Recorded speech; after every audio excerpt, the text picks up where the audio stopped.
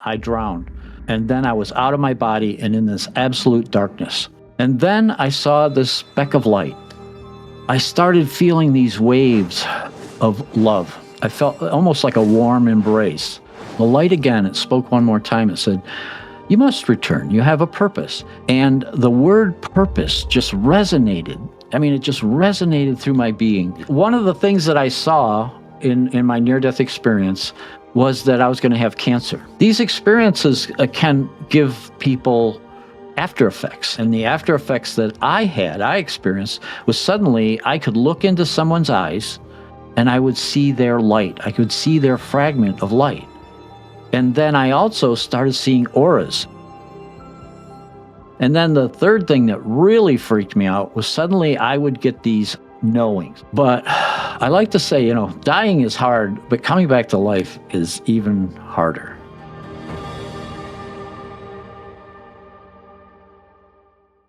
I love diving. That was, for me, it was my dream job to be a commercial diver. And not only on top of that, but I got to be the chief engineer of the research where we did the diving. So it was a double win for me. But on the day that I had my near-death experience, we had just evaluated a new ROV, remote operated vehicle, and it was storming, and it was getting worse. And so we made a run for the harbor, but the harbor master refused our ship entry because there was 25 to 30 foot breakers at the breakwater. But we had some people on board that one of the design engineers for this submarine that we were evaluating needed to get to LAX. This is on the California coast, and we're up north. And so we decided to put, one of what we recover our submarines with, which is a rubber Zodiac, in the water, and we started heading in. And as we were heading in, we would go up on the top of a swell, and because 2 miles offshore, they're not breakers or anything, just swells at that stage. We go up on the top of a swell, try to take a bearing on the harbor buoy, and then ride the trough and go up and repeat it all over. And all of a sudden, we drove right off a 25, 30 foot breaker.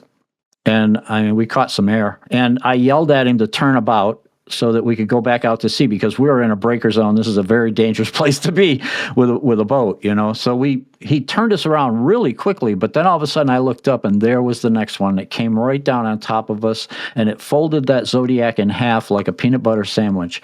I was in the bow and it catapulted me right into the sea. And so I'm hanging on to, this was an old World War II vintage kind of life vest. It was incredibly violent. And I know it pushed me down deep because I could feel, I had to relieve the pressure in my ears a couple times.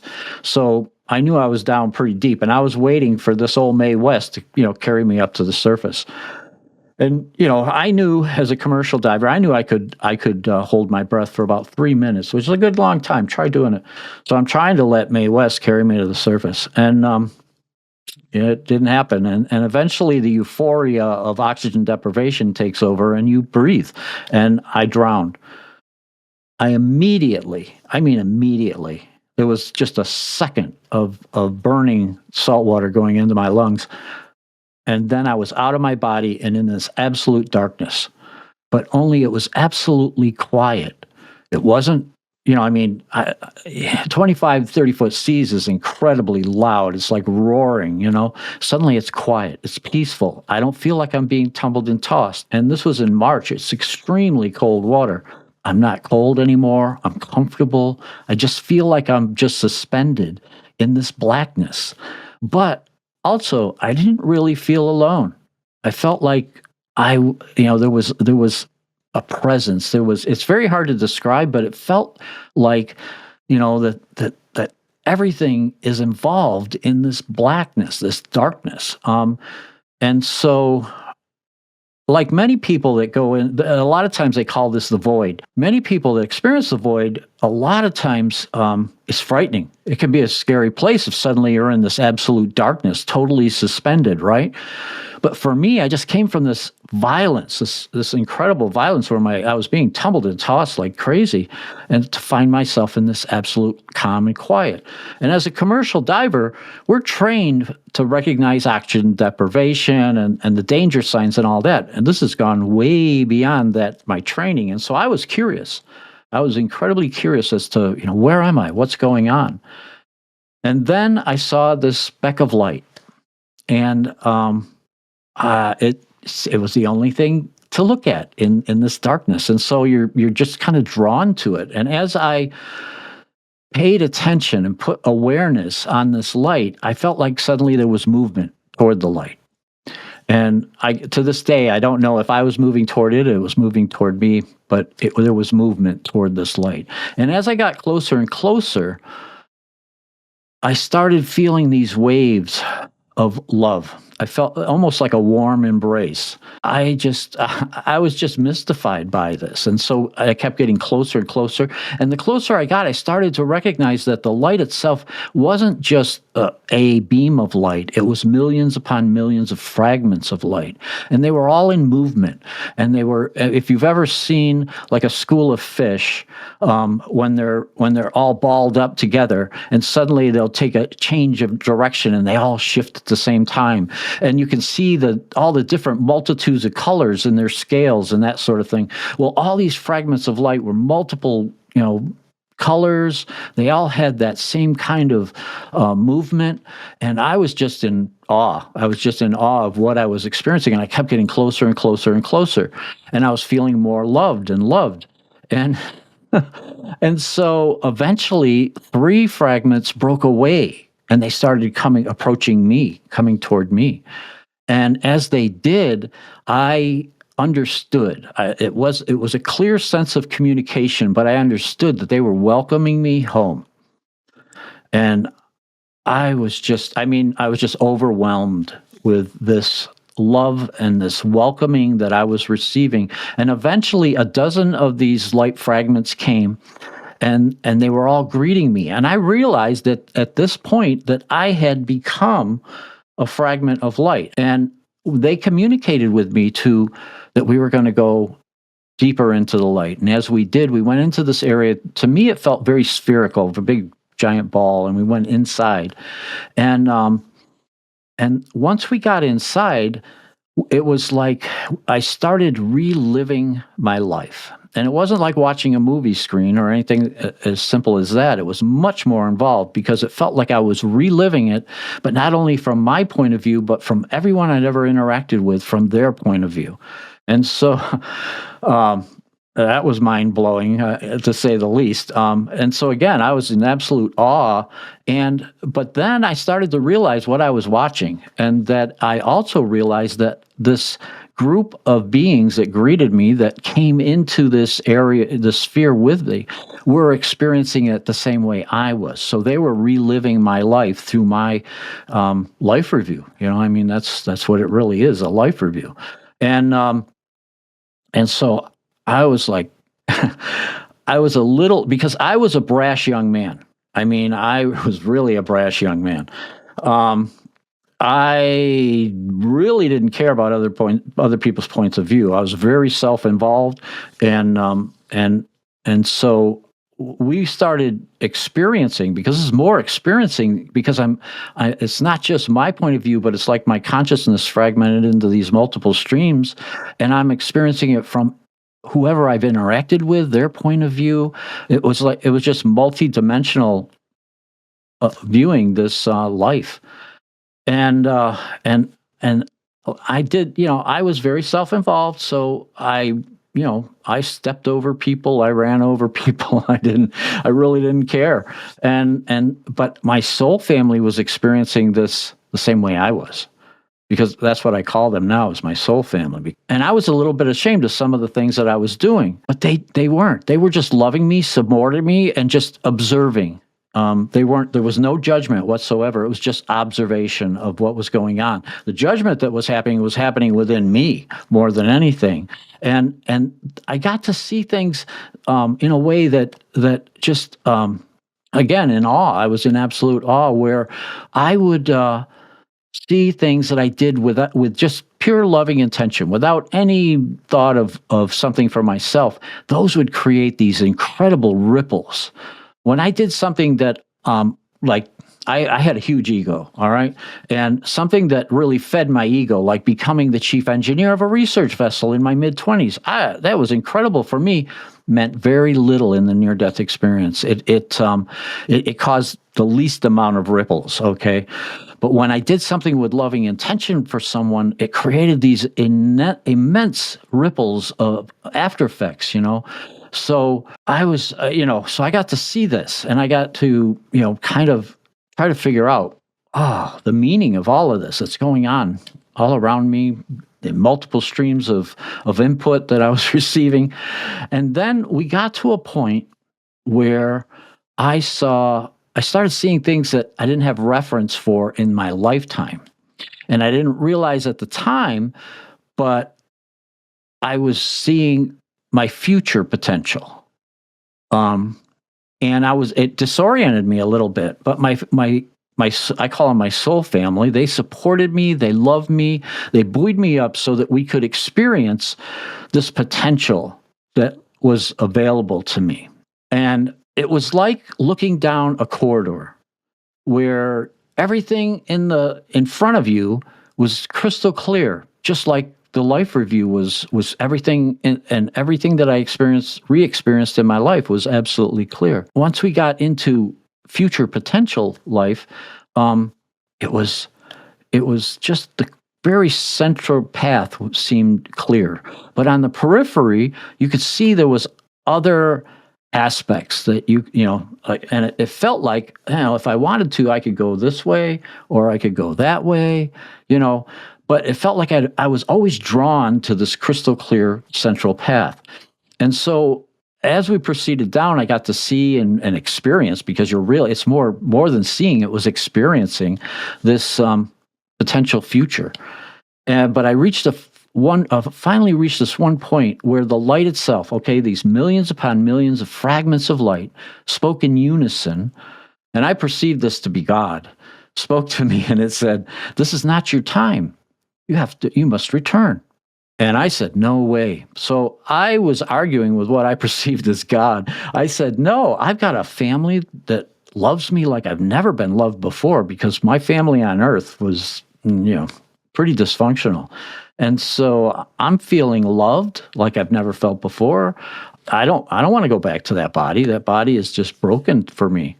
And so the light again, it spoke one more time. It said, "You must return. You have a purpose." And it was with this parental voice that was just so loving. And the word purpose just resonated. I mean, it just resonated through my being. And with that, and because we're in this light, okay, where we have this ability it's like we're connected to all the souls that ever were and all the souls that ever will be. So you have this expansive consciousness that's available to you. And that word purpose just resonated through my body, and I understood it. And it was simple, it was efficient, and the only option was to just come to acceptance that, yes, this is what really needs to happen. And with that, I found myself outside my body, and it's still in the breaker zone. There's an area in the wave cycles that you can get caught up and just keep spinning and spinning. And so my body is caught up in this like vortex underwater, deep. And but I'm standing outside my body, and the three original light beings that greeted me were with me, and we're watching my body.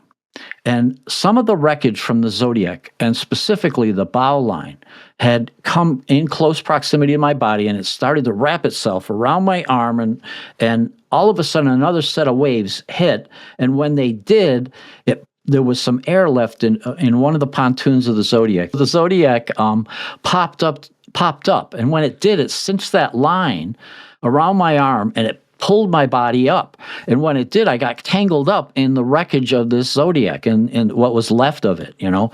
And, um, and I'm watching this. I'm not in my body. I'm just observing this. And because I had this sense of calm and a bit of, I have to say, almost like mystery of how is the enormity of my light being going to fit in that body? And that's what I was pondering while all of this was going on. And another set of waves came and they started pounding my body up against the wreckage. And when it did, it pushed some of that salt water out of my lungs. And at that moment, that's when my soul family gave me a gentle push. And I felt this vibration as I came back into my body and came back into physical awareness, which is, but I still felt like I was half here and half there. So I had a little bit of that expansive awareness, but it was like evaporating, you know? It messed with my mind for a long time because to be in the right place, to be pushed up against that, you know, wreckage in order for it to push some of that salt water out so that I could be resuscitated by the ocean and by being pounded up against this wreckage.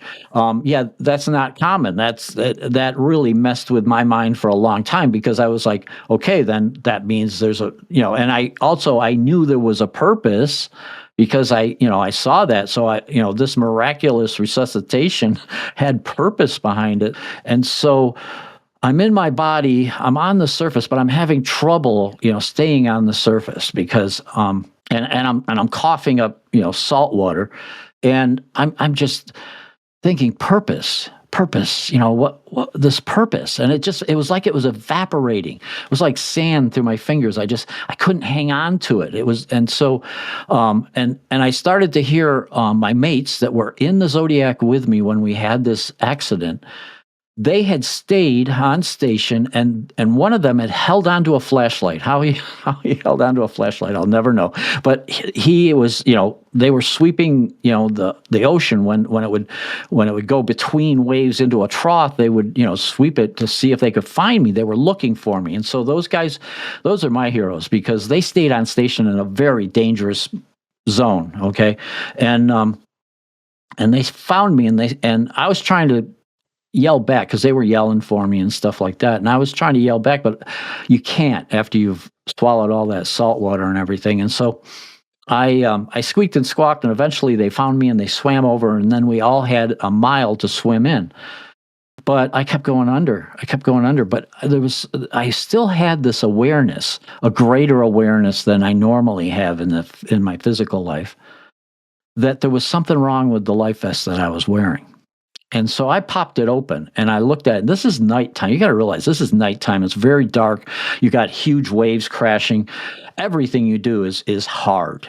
But I looked at it and there was fiber lining just all over the place. And so what happened was the life vest failed basically, and it became saturated with salt water, and it was actually what was keeping me from staying on the surface. So I ditched the life vest, and I could stay up and hang on to what was left of the Zodiac because it was afloat. And all of us gathered around, which is the smart thing to do in a water emergency, is to rally together to support each other, and we all swam that last mile in together. But I like to say, dying is hard, but coming back to life is even harder because that reality on the other side was hyper real. It was incredibly real. And then this life feels more dreamlike to me. Ever since, it's always felt a little more dreamlike than that reality. That reality was so incredibly detailed. And we have that extra ability. Our consciousness is so much greater than what we have available here. And so you feel dense. It feels dense to come back, But, once we came back, my mates, they popped my shoulder back in and my thumb, which got dislocated when that line pulled me up. Then, we had to find our way home and stuff like that. But it was a really rough night.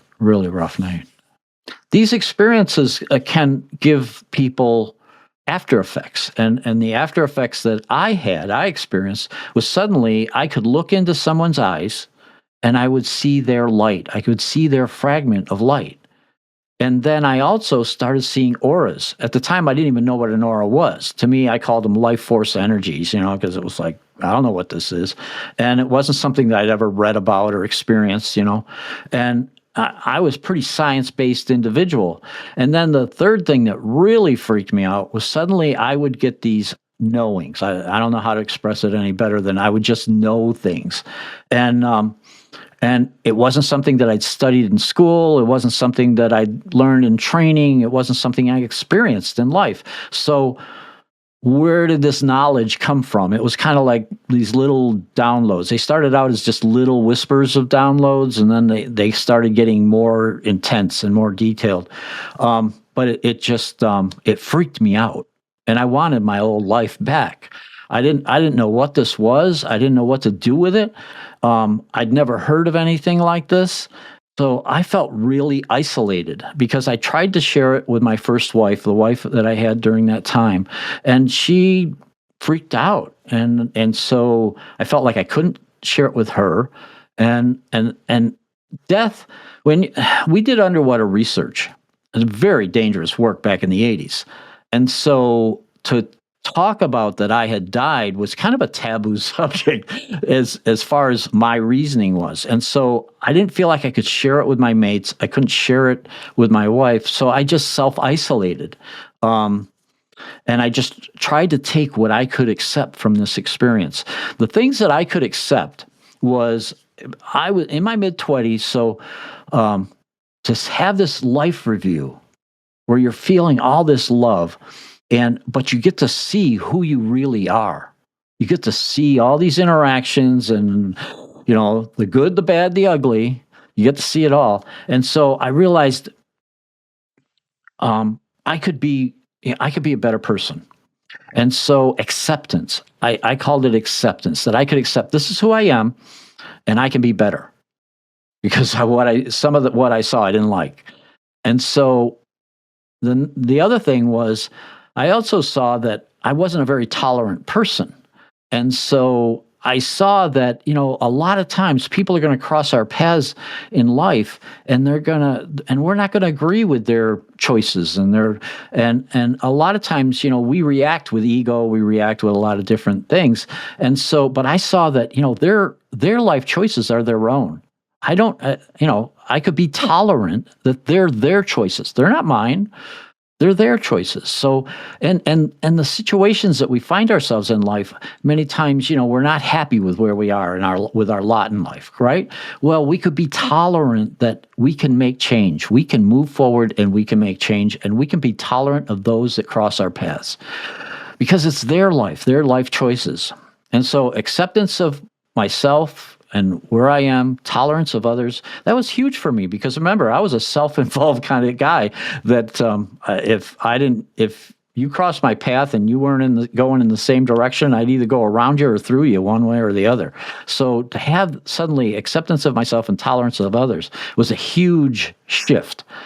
And the third thing that I took from this experience was because I was an engineer, I saw things pretty black and white. And suddenly I saw that there's a truth that resides within us. That's our personal truth. And so it's not just the factual truth, because as an engineer, that's what I dealt with was factual truths, hard and fast, hard and cold, facts and things like that. But there's also a truth that resonates within our heart, and we feel it in our heart a lot of times. And I call that personal truth. And so those three things, acceptance, tolerance, and truth, kind of became my mantra. The rest of it, talking to what I perceived as God, a soul family, life review, but all of that I tried to box up and put away. Because I wanted to get on with my life because I didn't feel like I had anybody to share it with, and I didn't want to. And I also felt like I was going nuts. So you got to deal with it somehow. And so that was my way of dealing with it, was to try to forget about it, but I could accept those three things because it stays with you. That's the problem with, it's not really a problem, but what happens after these experiences, they stay with you. it's like a part of your everyday now. And 11 years later, I had a second experience. Yeah, I was meditating and I was told to return to the light. I relived the entire experience. Only this time, I had lived 11 years beyond the initial near death experience. And in those 11 years, I got this in the life review, I got to see how much I had really changed. And so after that second experience, they call it a near-death like experience. That, if you got to put it in a category, that's what they call it. What I learned from that was I had to accept the entire experience. I couldn't just cherry pick acceptance, tolerance, and truth. I just couldn't cherry pick. I had to really, honor the entire experience and start to bring it into my reality. One of the things that I saw in my near-death experience when I was looking down that corridor of my future life was that I was going to have cancer. Well, in my 40s, so a few years went by, and I'd had that second experience, and then I'd also had a number of small experiences that helped me to really integrate these spiritual experiences. But I always knew that I was going to have cancer at some point because I saw it in the life review. But I thought it was going to happen, like in my doties, maybe 80s, 90s, something like that, But all of a sudden in my 40s, I'm sitting at my desk. I quit my life at sea. I started working as a manager in dialysis at a hospital. And I'm sitting at my office, and suddenly my back felt like it exploded.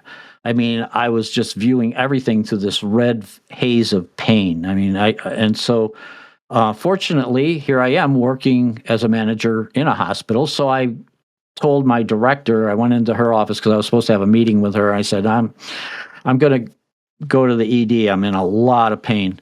And so I went to the emergency department. I presented myself. They did x-rays. They did a whole bunch of stuff. They did a bunch of tests. And I'm in a emergency room, and the nurse comes in. Now, this nurse I personally knew, because she was one of my secretaries while she's going to nursing school. And so she comes in, and there's tears in her eyes, and she's like, Dave, the doctor's going to be in here in a minute. And I recognize that moment from my life review. I had seen that in the life review. And so I had had enough of spiritual experiences that by this point, I was like, wow, I know what's going to happen. I know when he comes through the door, he's going to come in, he's going to kind of be hemming and hawing and just, kind of, how do I present that this guy, has terminal cancer? And so he's kind of like reluctant when he comes in. And sure enough, he comes in and she's teary-eyed, and I'm, telling her, oh, don't worry, everything's going to be okay. And so when the doctor finally tells me, he's like, we'll make you as comfortable as possible because this is really severe. And I was like, whoa, wait a minute. I saw I was going to have cancer, but I also saw I was going to live beyond it. But I wasn't prepared for a really bad case of cancer, And so there was a moment where it was like, wow, this could be my ticket home. I could go to the other side. But also there was the other side where I had seen I was going to have cancer, but I also saw I was going to live beyond it, and that there was a great purpose in the living beyond it. So I was like, so they wanted to do a whole bunch more tests, which they did. They were just going to give me morphine and Percocet and told me to get my affairs in order. That was in the emergency room, and in the workup while they were working up, the bone studies and all this stuff. But anyway, because they found I had lesions not only in my lungs, but it had metastasized into my spine, ate away 2.5 bones of my thoracic, and my spine had collapsed because the tumor could no longer support the weight of my spine. And they found lesions in my hip, my brain, and my kidneys. So it was stage 4. It was rapidly expanding, and they didn't feel there was much use in treating it. But I disagreed, because if I can say no to God, I can say no to these doctors. That's no sweat. And so I picked my care team, and we started treating it. But I also balanced it out with some holistic approaches, because I had a very strong spiritual guidance, and so I didn't like the morphine and Percocet because when I was really dosed heavy, especially with the morphine, I couldn't hear spirit. I couldn't hear my spirit communication got cloudy and I couldn't hear it.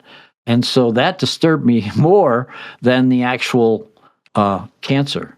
So I had some amazing experiences. One I would call an angelic experience where I saw how to get off of the morphine and use more of mindfulness to control the pain so that I would have the clarity to be able to communicate, have my spirit communication. That was that was critical in my life, and so I needed that in order to determine how I was going to overcome the cancer. I was very fortunate that within 6 months, I was on chemo and radiation at the same time. And within 6 months, my spirit guidance was telling me that things had improved. And I asked if they would do another PET scan because that shows all the active cancer cells, and they, begrudgingly, it took a little bit of convincing because in their reality, I was on the road to the grave. And they didn't even want to treat me, but it was because I have patient rights. I was able to get the treatment that I wanted. And so they thought that these were extra unnecessary measures, and that the testing would just be something else. And so they were trying to keep me, comfortable. They were trying to reduce stress and stuff. So they felt another test that just showed that I was dying of cancer wouldn't be good for me. So they kind of put it off. But then I insisted, and I got my test. But then nobody read the results for nobody wanted to read the results because they didn't want to give me the bad news. They were in their minds, they were being compassionate, but but anyway, they eventually, I was able to convince. There was a nurse in the oncology unit where I was getting treated that his brother worked for me in dialysis, and so I knew him, and so I said, hey, I couldn't look at my own chart, but I said, would you look at the results of that exam, that PET scan, and let me know. He says, well, I can't let you know, but I can let your doctor know. And so he told my doctor, and then the doctor came in and he goes, oh my God, blah, blah, blah. We've got some great results. We're going to do some more tests. And I said, well, I'll do some more tests, but we're going to stop treatment because I know the cancer's gone. And so they wanted to continue treatment, and I stopped the treatment. I said, I don't need to.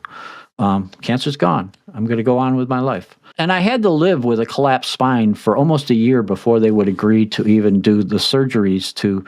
I live now with a titanium construct to rebuild my spine, and I lost the feeling in my feet and my hands. So I'm very severely disabled, and I live with pain because the titanium and the bone don't like, they don't expand and contract the same rate. So they create a lot of pain. But that's my life. But I choose not to allow that to keep me from living life. In life, it's kind of like a pendulum in a lot of ways. In life, a lot of times we have, when we're dealing with our humanness, okay, the things, paying the rent, getting on with life, things that, are just purely human, our pendulum kind of swings to the human side.